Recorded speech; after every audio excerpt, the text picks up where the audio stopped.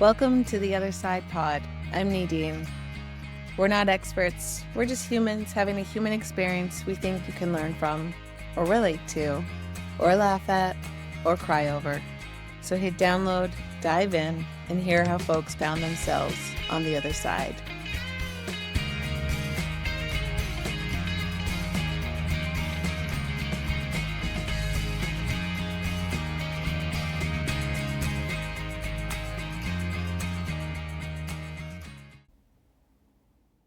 Hi all, this is Nadine sliding in here really quick as a reminder that this is part 2 of a 2-part podcast with Emma Mitchell.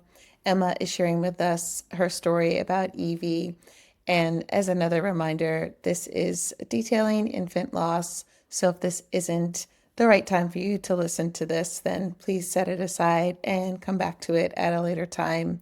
I will hand this back over to Emma, who is telling us about Evie's last moments. Thanks for listening. And then what happened for the next couple days after that is family got to come and meet her. I've never met her yet. In the NICU. Yeah. So at the general, you get 4 set visitors that can come and support you. And at the time, at the general, so we were at the general for the first 70 days of her life. My mom was one of the visitors. Devin's parents were 2 of the visitors. And then my 4th visitor, my dad actually said to put my aunt on the list instead because she was going to be able to come to the hospital to help me more often than he could. So I really like it. That one like chokes me up because like, you know, that's his literal granddaughter that he didn't get to meet until when we transferred over to Chio. We were there during viral season. There's no visitors.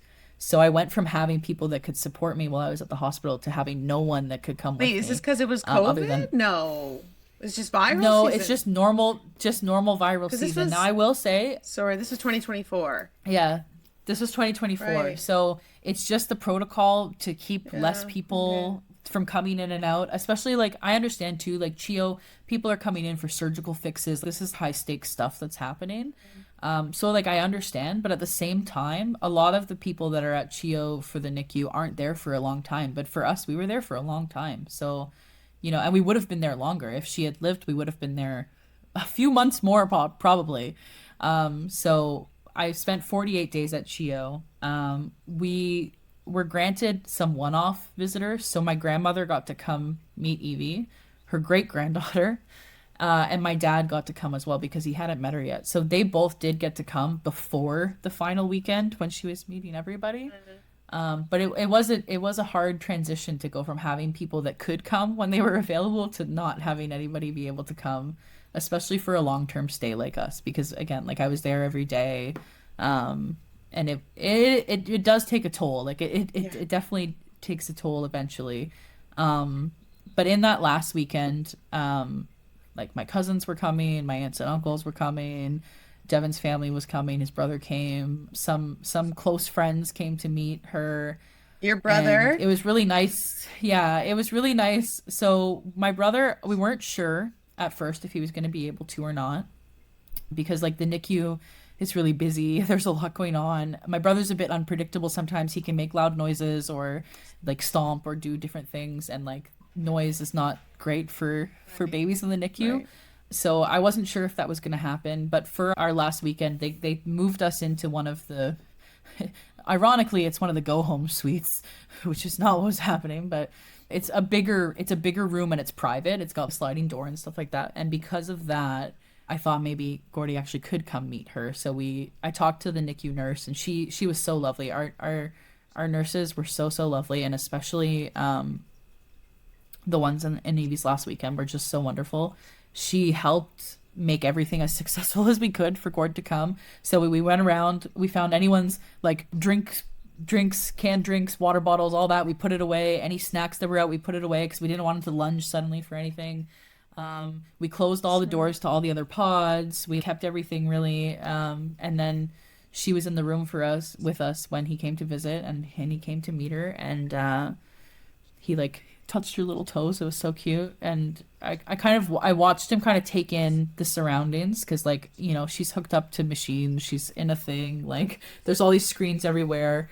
And back in June, Gord had actually spent some time in the hospital because with his OCD, he picks his skin, but he ended up getting an infection that he needed to stay overnight in the hospital for. So I could see him kind of processing like, oh, she's in the hospital and she stays here too, and that must mean she's sick because like that's what happened for Gord when he was there. Because up until this point, if you would ask Gordy, how's the baby? He'd say, baby's fine. Like he didn't really, she's somewhere, and I see pictures of her, but I was watching him kind of take it in, and he looked somber for a minute as he saw all these, machines. And I had said, yeah, baby lives at the hospital. Baby's very sick. Baby's not coming home. Like, so for him to kind of take that in, and after she had passed away, my mom was riding into program with my brother, and she was telling him that Evie had died. And he looked out the window, and he was looking really sad. And when they got off the para transpo, there was a piece of chalk on the ground, and he picked it up and he wrote "sad" on the pavement, which like is a lot. I gotta say, like my brother doesn't say a lot, and when he does, it's just like whoo. But I was really thankful that he did get a chance to actually meet her while she was alive. Because I think it also, like, for him, I think it helped him process that she died. Yeah. Also, because like the next time he saw her, it was when she was in her coffin. And he kind of like touched her and then realized like that she's not alive anymore, and he called her Sleeping Beauty, which was like devastating, really devastatingly beautiful. Because again, he doesn't say a lot, but when he does, oh my God. And then the next. Yeah, and then the next time after that was for her burial, and now the box was closed, which he remembers. Okay, that's the box that she was in. He helped carry the casket. But I think again, like having that, she is alive, she is dead. I've put her in the ground. Like it completed the circuit there For him to understand. for him to understand, and not because it's hard to say like would he just ask about her later or wonder where she went, or like, but he really got to see exactly what happened. The next time we came to the cemetery, he did not want to get out of the car. Like he was upset. Aww. So but again, like I was grateful that he kind of got to see all of the parts, and then also that he got to meet her while she was alive. And it was just so lovely. Yeah. And I appreciated too, everyone did everything they could to make that visit successful, because like It was a and good it was so successful. Like it was, and we kept it brief. I didn't want to push it. We really kept it a brief visit. And then we went to the Ronald McDonald family room and had some Rice Krispie squares, because like we just need to like, make sure that it's successful for everybody. And yeah, we actually the day that she died was and I talked to my mom about this before, because it's a very absurd thing to be choosing the day that your child is going to pass away. You chose it?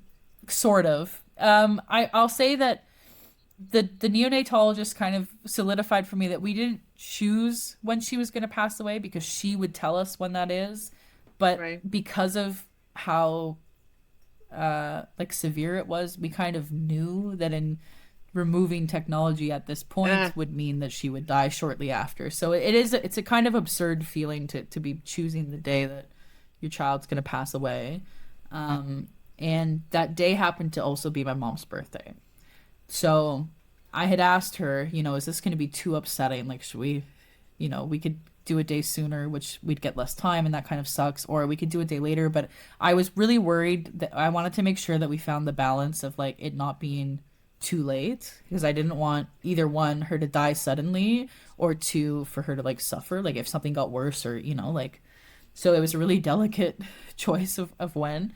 And my mom originally, when I was pregnant, was calling Evie her birthday baby, because again, she was due on the 5th. My mom's birthday is the 10th.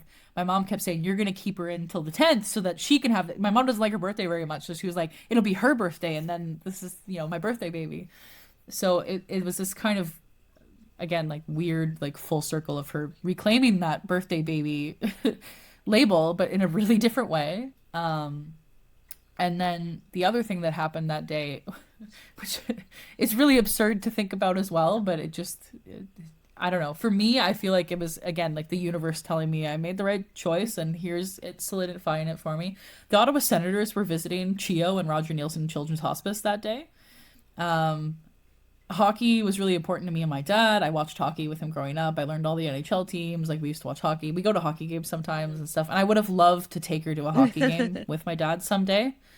And the fact that that couldn't happen, but the Sens were there. They were there Right. to like see us. So again, like, and it's so funny because I remember thinking to myself, they're gonna go downstairs and ask if my parents would like to meet the Sens, and my mom's gonna be like, "What the fuck? Like, no, I don't want to meet the Senators right now." Um, but for me and my dad, You're I was like, like, "This is the special thing. This is the special thing that's about to happen." And so my dad came upstairs, and again, like we chatted with some of the players for a bit. And we took some pictures. They gave us some jerseys, and same thing at Chio before we even transferred over to Roger Nilsson Children's Hospice. Two of the players were visiting the NICU, and actually one of the players, I I want to say I think he got traded. I don't think he's with us anymore. But Perron, his daughter was at Chio while we were there, so they also had a NICU experience for different reasons. But we were actually at the NICU at the same time, so he was back and visiting the unit with one of the other players, and then the other players were over at Roger Nielsen Children's Hospice. And the other thing too that was nice and kind of special is that the Friday night they didn't think Evie was going to be stable enough to transfer to Roger Nielsen, because over at the hospice they have two apartment suites, so it's almost like you can have a homecoming. They also use it for respite and stuff and different things, but we were able to have this homecoming to like an apartment with normal furniture and a bed and a couch, and they put a Christmas tree in there for us. They had a guitar in there for me, so I got to sing to Evie. I got to play guitar for her, which was really special. Music was something that was like really, really central to our kind of whole journey. I sang to Evie every did you bring a day. guitar to the hospital when she was in there? Not to the hospital, because like the general is open concept, so you have all the other babies are in there too, and then same with like Chio, there's little pods and stuff. So I never brought my own in, but at the hospice they had one for us, so I did get to play for her Gosh. there.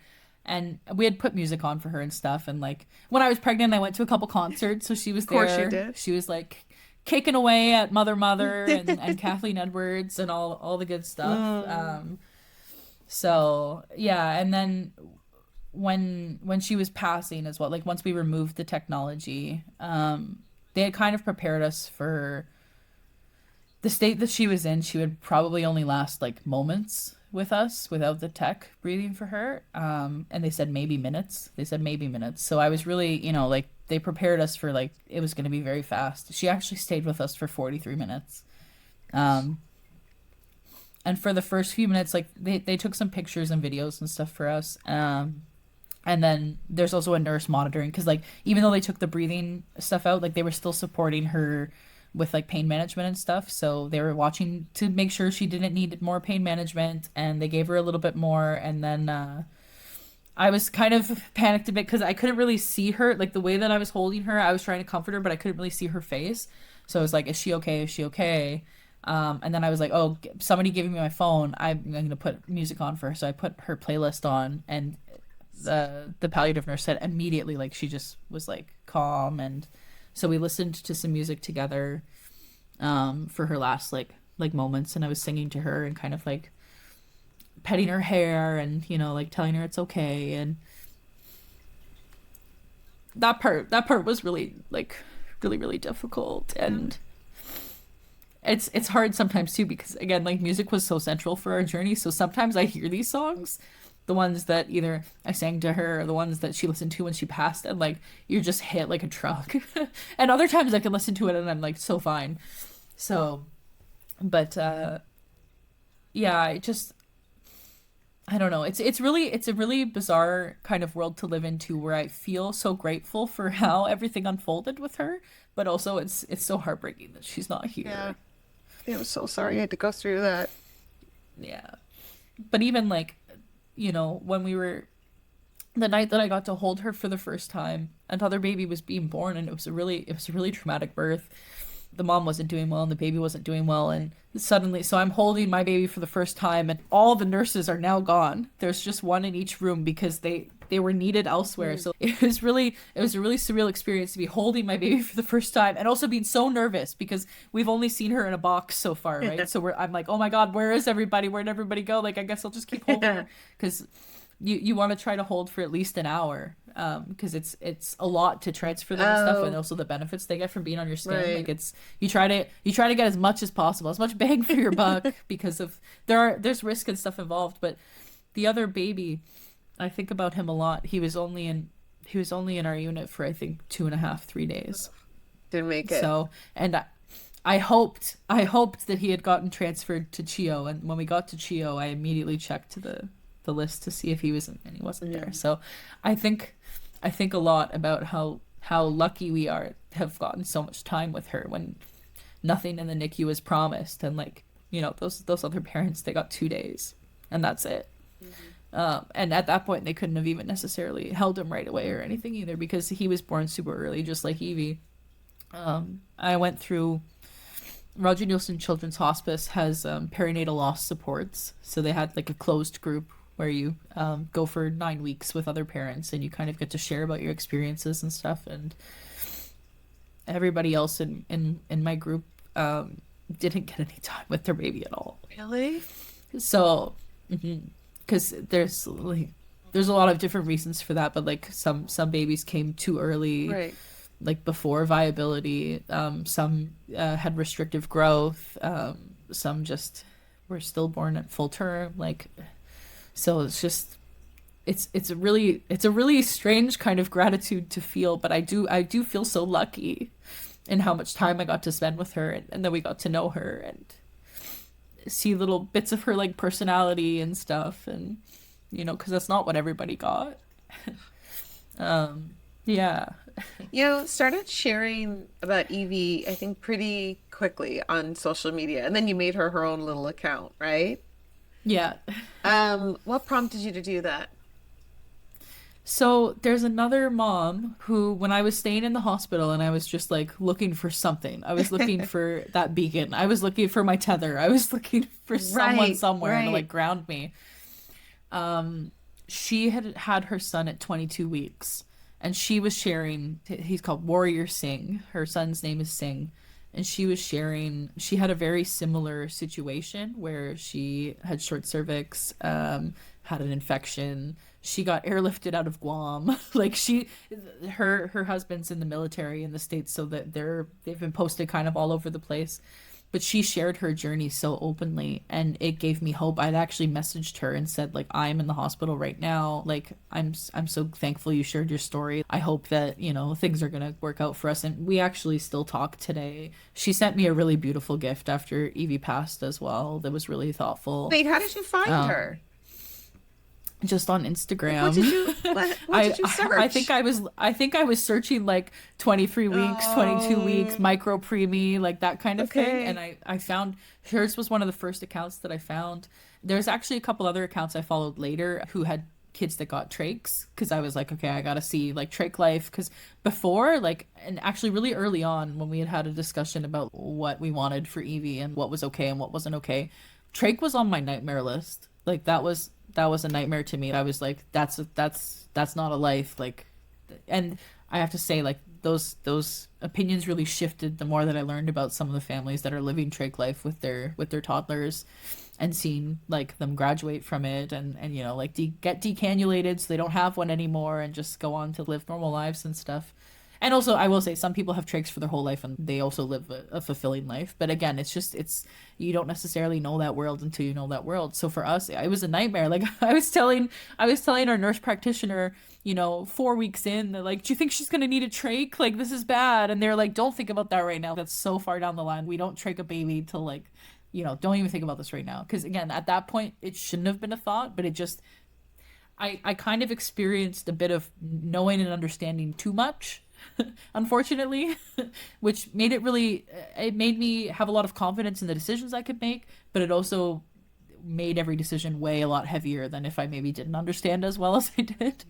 A lot of the nurses and doctors and stuff said they had never really had a parent as like on it as me, and like who understood these things so much. And I really, I mean, I made it my full-time job. Like I really did. I put everything into learning and knowing everything I possibly could so that I could make the best decisions for her. So And so you it does started help me like rest. Yeah, it does help me rest a little easier knowing that. But so you needed a tether, which I love that. I love how you say that because I feel the same way when I go through something challenging. It's like or just something different or that shakes my world up a little bit. I look for yeah, somebody else to I don't know how to say it. You said it more eloquently than I do because I feel like I'm like it's not that I want to be validated, but I almost want to be like has this happened to somebody else even though I know very well it yeah, has. It almost when you find yourself in something that's so jarring, you know logically you're not the first nor last nor only person that this ever happened yeah, to, but you feel so alone. And I feel like yeah, when I find somebody that can say what I can't get wrap my mind around or understand, I all of a sudden just like it's calming for my nervous system. It doesn't make the thing any easier. It makes me believe I can survive it, maybe, or it helps me know that somebody else had this experience and they're on the other side of it. And then I'm like, okay, yeah, there's hope somewhere. And yeah. so in starting her account, you hoped to be that for somebody else. Yeah, and I think too it helped also just for like people around me to get updates of like how she was doing and see her and all of that, but just like Eileen was so wonderful Eileen is for me, Warrior and like Sing. she's Sing's Mm. mom. Yeah, yeah. Um that I hoped that I could be that for someone. And actually it did happen where people did message me and say like this is what's happening right now. I really hope da da da and it didn't obviously when I started sharing I didn't think that she was gonna die. So it kind of transformed a bit in continuing to share after she passed because some of the messages that I've got from folks before is that they were like so glad that I kept sharing because a lot of the time people don't Right. like, especially I'll say it's really tricky in NICU and like micro preemie spaces because what people are looking for at that time when they're searching these things is hope. Yes. And unfortunately, I think when your baby dies, that's not necessarily hope that you can offer to someone. I think that there's still a lot of value in what our journey was and what we experienced and what we can still help people with while they're in their journey, but they wouldn't necessarily be seeking out the cases of the babies that passed away. But I did get a lot of positive messages from people saying that they were so glad that I kept sharing because a lot of the time people just kind of disappear after that. But like this is a thing that does happen, and it happens more often than people would think, I guess. Now I'm gonna say Evie's is a little more atypical because it doesn't usually happen at that point in the journey. Like that's not the norm. um, but again, like she could have passed away at any point during our journey. So yeah, it just, and I guess too, like even like when I named her Instagram, it was Evie Occasional Rain, which is a song by the War on Drugs that I found a lot of comfort in, and kind of like his song is actually about his experience with like depression and kind of again like seeing it from the other side after. So I had this really strong connection that I felt like the NICU was going to be our occasional rain, but eventually we would see it from the other side. And unfortunately, the other side of that really transformed into something else. And now I kind of, my relationship with that song has changed as more of like, instead it's my relationship with grief and like kind of making it through the thick of grief, but eventually seeing that from the other side, which I'll say like grief doesn't ever go away. It just the way that you carry it is different. So I feel like when you when you start carrying your grief, you're carrying it with your arms straight out, and eventually that gets really hard to carry. It's really heavy, but then you realize that you can put it in your pocket and you don't have to keep your arms straight out. So like I still have it with me, but it's not weighing on me as heavy as it was. And there are still days that I think it just rears its ugly head. And like I had one last week in the car where I was like, just suddenly the voice in my head was like, Evie died because you were never supposed to be a mom, and the universe was course correcting, and if you ever have another baby, that's going to happen too because the universe will have to course correct. And like, brains are so mean. Yeah. So from that, I was like, okay, hey brain, I'm not listening to that anymore. And I drove to the cemetery and I swept up all the leaves off her marker, and I rearranged her stuff and like spent some time with her before heading home, and can kind of like redirect myself. But it does still happen where there are some days where grief is really heavy, or like, you know, the wrong song comes on at the wrong moment and you're just like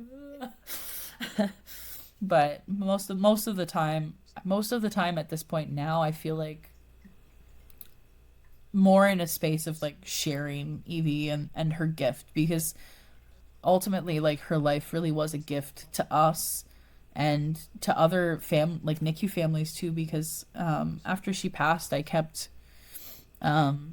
pursuing some like advocacy and stuff. So while we were at CHIO, unfortunately they didn't have the right kind of chairs for us to safely hold Evie. They had a lot of rocking chairs, which for an intubated baby, you don't want to be holding them in a rocking chair. So I'd be holding her like stiff as a board, trying not to Engage your move, core. because again, like, right, like exactly. So I'm just like, oh my god, and it was just so stressful. But from at the general, they had these beautiful like kangaroo care chairs that were specifically made for holding babies, intubated babies, and you could angle it, you could flatten it, you could lift things. Like, it was just, you know, they had the equipment. So to go from having that and getting to hold her every day to staying at CHIO, where I think before her last weekend I only got to hold her 5 times, and that was really difficult. So part of my after journey was kind of continuing to pursue the hospital and advocate that they needed better chairs for intubated babies, because I didn't get to hold her and now she died. So I think that sticking around to do that advocacy, they moved quickly and they got 6 chairs. Like, they bought 6 kangaroo care chairs. So the unit has those now. They get used all the time. The feedback's been immensely positive, and that wouldn't have happened if we had just kind of, you know, sunk away and disappeared. But I felt so strongly, especially because, again, we were there for 48 days. Most of their families aren't going to be there a long time. But because I could see the gap that was missing, and I could tell them how to fix it. And like that, I think that's a really big piece of Evie's legacy. I'm still working with CHIO right now. They have something that they're doing called FI Care, or Family Integrated Care. So they're trying to kind of change some of the culture of the NICU so that families are more integrated in pieces of care. They get more opportunities to interact with their baby, to hold their baby, to do these different things, but then also to get all the staff comfortable with all the different things that could be happening. Because unfortunately, they're not necessarily super used to having intubated babies, because that's not all the babies they see. Whereas at the general, they were the micropreemie specialists. They see a lot of intubated babies. So they were comfortable letting me do this and do that and do all these things. Whereas at CHIO, they were kind of like, ooh, I don't know, like, this is pretty serious. Like, there were certain things that they weren't as comfortable with, and they are trying to change that. So getting to be a part of that has been really helpful to me, in healing, but also in like sharing Evie's story. I got invited to speak at CHIO to 3 different groups of staff about our experience of all the things that were good, some of the things that could have gone better, and just the ways that they can help families that are in situations like ours. So it's been really special to get to continue to share that and to get that platform for that. And those are some of the ways I think that Evie kind of like lives on in these initiatives, and like she made things better for a lot of NICU babies already. Like, and it's only been, you know, it's only been a year and a bit. Do you think that's helped with your healing? I think I definitely, like, I think so, especially like, again, continuing to share on her Instagram, but then also getting these like times where I get to share her story. And even like this, like, I feel like this is another piece of that too, of like, so one of the things that people have said is what can hurt in infant loss is that people stop asking, or they stop saying their name, or they stop saying that they're thinking of your baby. And that hasn't happened for us so far. Again, it's been a year and a bit. Like, it's been a year and 4 months.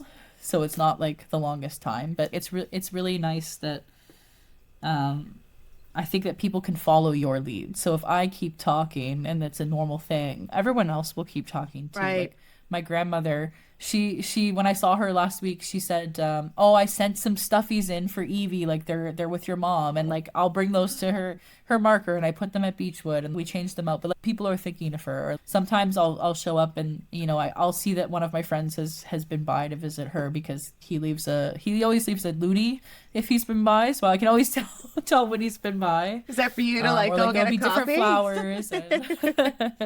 I feel like it's something to do with like, I want to say like you need a coin to pass the river Styx or something like that. I'm not actually sure. I should ask him sometime why he I does was like, that. that's But not enough for coffee anymore. Is this a no, no. Did Devin ever have a hard time with you continuing to post about her or post about your visits to see her at the grave or the work you're doing with Chio? Or is this helping him as well? I wouldn't say he had a hard time with it. I think that just the styles in which that we grieve is a little bit different. And sometimes he finds it harder to like look at pictures or sit with memories and stuff. And even actually when we did our grief support, we did them separately because I was ready to start talking to somebody like a week later. I was like, I need somebody to talk to right now, and he was not in a place to be pursuing services. So our journeys are similar journeys but on different cycles and at different points. And I'll notice actually, sometimes he'll like the post, but sometimes he doesn't because I don't think he doesn't check all of them, which is okay. Yeah. But he has his own pictures on his phone and stuff that he looks at, and both our screen backgrounds have been Evie since she was born, and that hasn't changed. And like he was really happy and proud too. Like when the hospital bought those chairs, he was like, that's the big, because that would have made a world of difference in our stay if they had those for us. Because again, I don't think we would have only held her 5 times, like especially going from holding her every day once she was stable enough. And actually when I was there talking to the groups of staff at the hospital, one of the nurses was really upset that was the case, that it had only been 5 times. She was so like, she was again, it's not her fault. It's no one's specific fault. That's the thing. It's just that's how the system was at the time. But she was like, that never should have happened. I'm so sorry. I can't believe that's what happened. But now that'll never happen again. Right. Ever. Right. So, and actually the whole hospital's on a campaign to get chairs like this now for the other wards and stuff too. So it really sparked something pretty big. Yeah. Yeah. It's like she was this little like snowflake, and it's like continuing to snowball. Yeah. Was he at all apprehensive about you popping onto a podcast to share her story, or was he happy about it? No, he thought that was so cool. He was like, "Wow, that's really awesome." But he was really excited about it. Yeah. What about your friends and family? How were they able to support you? I honestly was like so like loved and supported by so many. It was really nice to see. And it's funny because my friend Laura, she ended up setting up a meal train for us when Evie passed, which was really thoughtful. So people were signed up to bring us meals and stuff like that. And when she shared it, she said, don't feel like you need to know her to do this if you feel so called to. And there was actually one person that she came to drop it off, and I went to the door to answer, and she was like, I hope you don't think this is weird. I don't know you, but I just felt so called to bring you this meal. And she put her phone number on it and stuff. And it was honestly like, that was the one I think that moved me the most, because I didn't even know this person. And I want to say she might have been in the like December 2024 babies group, because the thing is I was sharing in a few places. I was sharing in December babies group, so it's any baby born in December 2024, except for obviously Evie was the first one, so she was the first live birth of that group because she came in August. So people had been following from there. People in the micro premium group had been following. People from Instagram had been following. So I had all these different kind of people following, and then again, like friends and family and colleagues and stuff in real life. A lot of people chipped in for a lot of stuff while we were in the NICU. Some people were giving us DoorDash gift cards and stuff, because honestly, like, we barely had time to cook. And obviously the one time I cooked, it didn't go so well. So it was a lot of like, yeah, people paid for our parking while we were at the hospital too. Because I honestly did wonder about that. I'm like, when can I ask her about parking? I don't want to seem like It's so expensive. Do they not give you a I think, pass? Is there not like a... well, so we actually, the general did give us a pass. What's kind of ironic is they gave us a pass, and a week later is when we got transferred to Chio. So I ended up passing that pass on to another family that was still at the general. But yeah, parking's $225, which is like a lot. Month? At Chio it's less, yeah, per month, because we got like the in and out, like, Oh, God. yeah, Right. because we'd be there multiple times a day, right? Oh, So right. yeah, it was really expensive. And then at Chio it's less. I think it was $90, but still a lot. Yeah. And Chio did provide us with a parking pass for I think 1 or 2 of the months that we were there. So I did appreciate that too. But some people sent us money to buy our parking or get gas or Get a coffee. get food and Top up that $1. yeah, yeah.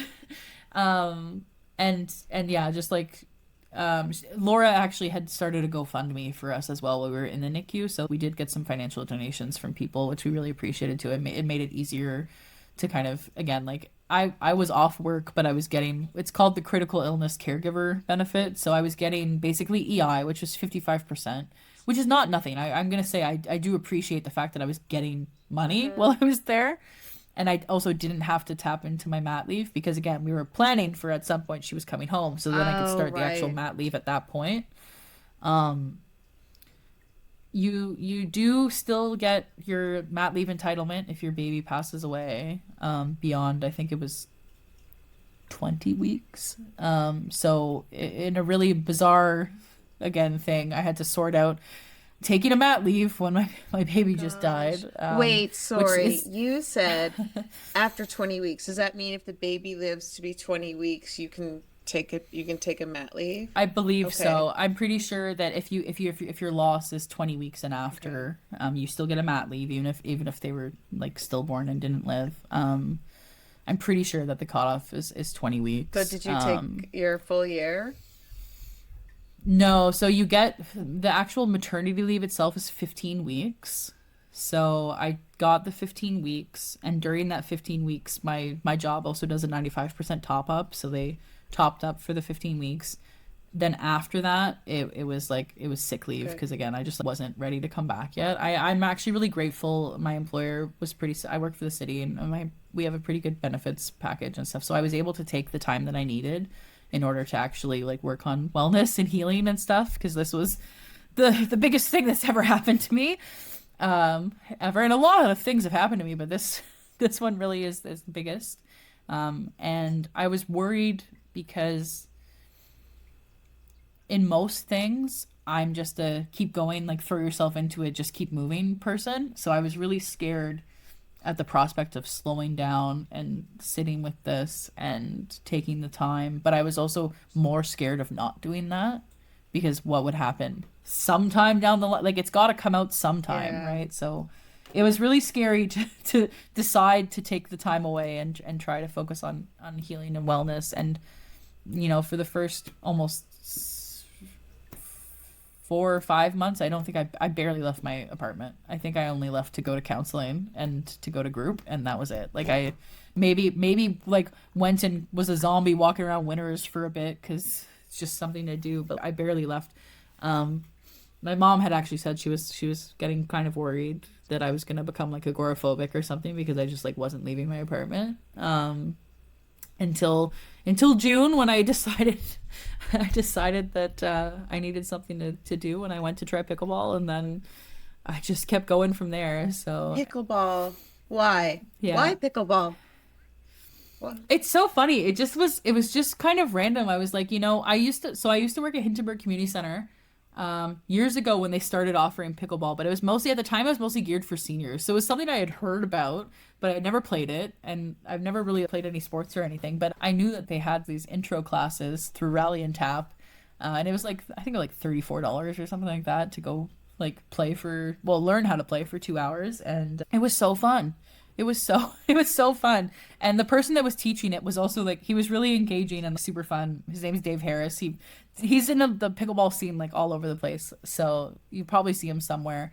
But he made it really accessible and he made it really fun, and I didn't look back. As soon as I finished that lesson, I was like, okay, sign me up. Like, where is it? So Rally and Tap has a bunch of play-in socials, and that was my first kind of venture into the world. And my first night at Play and Social was actually the 6-month anniversary of Evie's death. So I was feeling a lot. Like I was like crying in my car before I went in because I was feeling a little bit guilty for going to do something fun on this like what felt like a really somber like anniversary. But then also I was trying to think of like if Evie was here, would she want me to just keep being sad or would she want me to be living and moving and doing things, you know? So it really kind of helped kind of propel me into that, and it was awesome. And also I had the choice there whether or not to share about Evie, and no one at Pickleball knew that I had had a daughter that died. No one knew that about me, whereas everybody else everywhere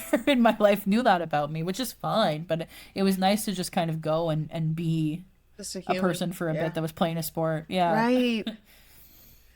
Because it's you're moving, you know, it's brain body, you know, you're working your eye-hand coordination, it's competitive, it's playful, it's social, but it's like there's no high stakes. Right? You just get to go and kind of zone out, but zone into something that has nothing to do with anything else. No, and it's funny too because when I went, so at the time, the program ran for an hour and a half, and I hadn't moved my body in months because I had been pregnant, then I had been on bed rest, then I had been sitting in a hospital for 4 months, and then I had been sitting in my house for 6 months. So like I really had not moved in a long time. So I was really worried that an hour and a half was going to be too much, that I was going to like pass out, that I was going to drop dead, like I was going to have a heart attack or something. I didn't. I made it through the whole thing. I was so red. Someone asked me if I was okay because I was so red. And I was like, yeah, I'm fine. And I'm like chugging water and like drinking a liquid IV and just like, but it was so like, just the rush from playing was obviously addictive because I came back and I kept coming, but like, and I was so proud too that I made it through that hour and a half, because again, that's when you haven't moved in a long time, that's a long time. Totally. And now I'm like, if it's not 2 hours, I don't even want to go. Like it's got to be at least 2 hours. Oh my gosh. Yeah, now that you're back and you're playing like 4, like right before we hopped on the call, I'm like, how, because your knee is sore. I'm like, how was your weekend? You're like, well, I stopped at the 3-hour mark. I'm like, like, it is so addictive. How many times a week are you playing now? How many times am I playing? I play Saturday twice, Sunday, Monday, Wednesday, some Thursdays, some Fridays. But Tuesday is the day that I usually don't play. Oh my God, Tuesday is the day that I guaranteed don't play. But Thursday and Friday is interchangeable. Sometimes I play Thursday or Friday, but it depends. I love it. Did Devin get into it at all? So he asked at first, and I said, no, you can't come. Because this was my thing. I was like, no, I need this thing. I did let him come play a couple weeks ago. We went to La Cité for a social drop-in, and that one's really fun. It's a lot of beginners, and like they play music the whole time, so it's very chill. And he came and he played at that one, because I was like, okay, I decided that you're allowed to come. That's cute. How's he doing?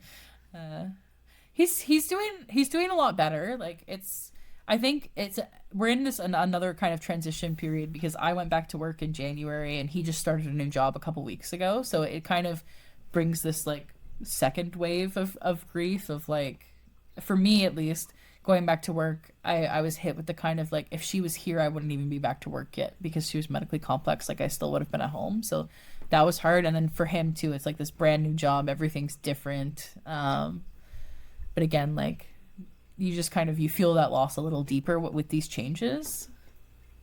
But I'd say he's doing really well now. Like I think for a while, like obviously he was doing really poorly as well. But he's been doing a lot better. And how's your family? Yeah. Everybody's doing pretty well too, I'd say. Like, and it's nice because like, my sister and I, we were just at the cemetery yesterday. Like my family will come with me to visit Evie. My mom, we went a couple days ago. She wanted to get some flowers, and we brought flowers and stuff. And we just did a spring decoration of her spot. So we took all the Christmas stuff away, and we put out, like, she's got a little bunny and an Easter basket, and we got these really cute garden lights. So it's like a solar light, but it's mushrooms that light up. So it's just really cute, just to like. And I actually, so you're not supposed to be there after dusk, but we swung by after dusk yesterday just to make sure that the lights worked. And they 'Cause I did? just needed to see that they did. Yeah, Wait, all the why aren't lights you were allowed to go working. So to the graveyard after dusk? I think it's probably just to like control like vandalism, I'm guessing, because if they see someone there at night, they know they're not supposed to be there, and they Not can be like, hey, you. get out of Oh, here. okay. Yeah. Okay. Yeah, because Beechwood's the National Military Cemetery, so it's really beautiful. But it's very regimented in what Okay. happens there, and yeah. Um, you find going to the graveyard what? I find it's a normal part of my routine now because it we live so close to where she's buried. Like I can see Beechwood Cemetery from my backyard. If I look up at the trees, I can see it. So I'm comforted that she's so close. And it's also on my way home from work, so I can stop every day if I wanted to. And I often do. Like most times when I'm driving home, I'll even if I don't always get out of the car every time. I'll just drive through and I can kind of see her. But most of the time, I'll stop the car. I'll get out. I'll go see her for a little bit. I usually take a picture when I'm there, or I like fix her stuff, and sometimes like she has a neighbor there that we got last year. Like another baby passed away, and she's buried in a section called the Garden of Angels, so it's all babies and children. So her little neighbor is a little girl named Sun, and sometimes I'll like fix her stuff too. Yeah, and just like kind of check on everything and say hey, and it's funny too because Sun has this big what are they called? Pinwheel. This big like metal pinwheel. It's very beautiful. But every time I get there, every single time, even if there's no breeze, it starts going like every single time when I get there. So I'm always like, oh, hey Evie, like Right. I'm here. Right. Oh my God, Emma. Yeah. When you look back on everything that you've endured and experienced and loved, is there anything that really surprises you about yourself? I guess I don't know if it should surprise me about myself because everybody that I've talked to after was like, "What do you mean? Like you're such a mom, or like you make such a good mom, or like all those things." I think that part is what surprised me. Again, just because I didn't really like think about it or let myself think about it before that which it doesn't make it's kind of crazy that that's the part that doesn't make sense to me because I literally have been in a caring profession for my entire career and I love helping people and I love doing all these very motherly things, but I just never thought of myself as a mom. So it's so strange to be a mom and then also to navigate being a mom in this way because like that's the other thing that a lot of people will say like in infant loss and stuff is like it can hurt if people forget that you're a mom, Right. but no one's forgotten, which is really nice. And I tried not to forget myself also that like yes, I'm still a mom even though again like what are the ways people had said kind of like at Roger Nielsen like with the loss group and stuff they said you find ways to parent your baby even though they're not here and like how do I do that? That's in the advocacy work that I do or that's in sharing her story or that's in gathering the little things for her and her I call them her peers like the people that are in the set like it's kind of like if she would have classmates later or something like I have the list of the other babies that I always keep in my mind from like the people I met at my Roger Nielsen group. Arthur, the little baby that was in the NICU with us for those 2.5 days. Like there are lots that I keep them in my mind too. And I hope like it comforts me to know that I think about those babies and I hope too that like someone's always going to be thinking about Evie. When you think about everything that's happened, what was most surprising from somebody else?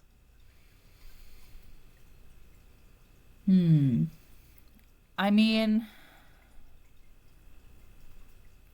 there was a couple ways that we got pretty let down by a few people that was a bit surprising just because the stark difference I think in family dynamic between like my family and my fiance's family. It was a bit disappointing. But I try to give that grace too because I think that as much like it's our loss the most, but everybody did lose too. So I try to give some grace in some of the stuff that happened, but it can be disappointing in the ways that people they continue to not show up. But I'd also say, like, I think too, just my friend Laura, like, going above and beyond for, like, supporting us and doing the GoFundMe and checking in with us so often. And they were some of the friends that we had come meet Evie as well before she passed away. And it was so special to get her and her parents to come. And her parents are almost like a set of second parents to me. I kind of consider them. Like, having the meal train set up and stuff too, and just like all the folks that came for that. And even at Evie's funeral, there were so many people there. Like, I had like coworkers from 10 plus years ago that came, you know, and my bosses from Hindenburg Community Center, and a lot of my colleagues from my current job came. A lot of friends came from out of town and traveled. One got on a train at like 5 a.m. to make sure that he was there, and just, you know, everybody kind of came together, and like, even just messages and stuff that I got a lot of messages from people too that couldn't be there, and it was really nice to kind of feel the community and support in such an isolating thing, because again, like, as much as there are people out there that this happens to, it is still a very isolating experience, and you don't necessarily know someone in your circle that's gone through it, or they might have gone through it but you didn't even know. So, and again, like, there is a lot of, like, I think there's still a lot of, like, stigma and stuff too to loss, because it's, even that implies, like, that you lost something, like, they're gone, right? So it's, you know, it just, yeah. But I think that most people really surprised us positively. You know, and then some, it wasn't a surprise. Some I really, like, I just knew that those were the people that were gonna be there and gonna be amazing and do all those things and stuff. So if someone's listening, another person that's going through what you went through, is there anything you could say?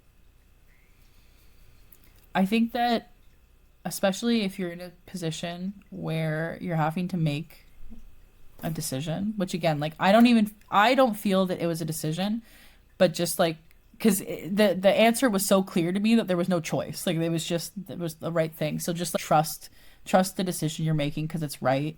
You know what's right. You know your baby. You know you're their parents. You're their mom.